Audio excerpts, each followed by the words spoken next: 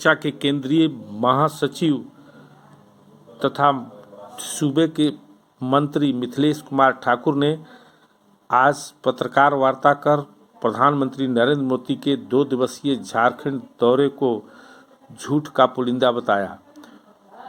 मंत्री श्री मिथिलेश ने आरोप लगाया कि प्रधानमंत्री जिस प्रकार से झूठ बोल रहे हैं, अब तक देश के कोई भी प्रधानमंत्री ने ऐसा झूठ नहीं बोला है। अब तो ये हालात हो गए हैं कि अब बच्चे पूछने लगे हैं कि आप लोग कहते हैं कि झूठ बोलना पाप है, लेकिन प्रधानमंत्री मोदी जी तो खुलेआम झूठ बोलते हैं, तो फिर ये पाप कैसा हुआ। ऐसा सवाल पूछने वाले बच्चों से कहना चाहता हूं कि वाकई झूठ बोलना गलत है और झूठ की फसल दिखती अच्छी है, लेकिन इस फसल में दाना नहीं होता, ये सिर्फ खोखला होता है। प्रधानमंत्री जी घूम घूम कर कहते हैं कि आरक्षण खत्म कर दिया जाएगा, अनुसूचित जाति जनजाति और पिछड़े वर्ग का आरक्षण खत्म कर माइनॉरिटी में बांट दिया जाएगा, आम लोगों का धन दौलत केंद्र सरकार ले लेगी। ऐसी बेबुनियाद और निराधार बातें कर प्रधानमंत्री मोदी जनता को गुमराह नहीं कर सकते, क्योंकि जनता अब उनकी चालाकी और समाज को बांटकर राज करने की गारंटी समझ चुकी है। मोदी जी को इस बार झारखंड सहित पूरे देश में जोर का झटका धीरे से लगेगा। उनकी सत्ता जाएगी और इंडिया गठबंधन की सरकार जाएगी। जो 10 वर्षों से राज कर रहे हैं, वो अपनी उपलब्धियां गिनाने के बजाय जगह लोगों को झूठ परोस कर बांट रहे हैं। काठ की हांडी बार बार नहीं चढ़ती है मोदी जी।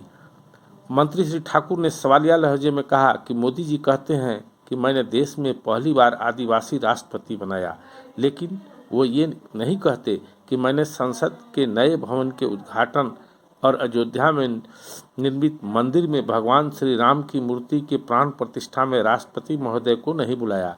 राष्ट्रपति का जैसा अपमान प्रधानमंत्री मोदी ने किया है, शायद ऐसा अपमान देश के किसी प्रधानमंत्री ने नहीं किया होगा। मोदी जी ने पलामू में सबसे बड़ा झूठ ये कहा कि हमने पक्का घर दिया, जबकि हकीकत यह है कि उन्होंने झारखंड को पक्के मकान के लिए मिलने वाली राशि नहीं दी। तभी राज्य सरकार को अपने संसाधन से झारखंड के लोगों को अबुआ आवास देने की योजना शुरू करनी पड़ी।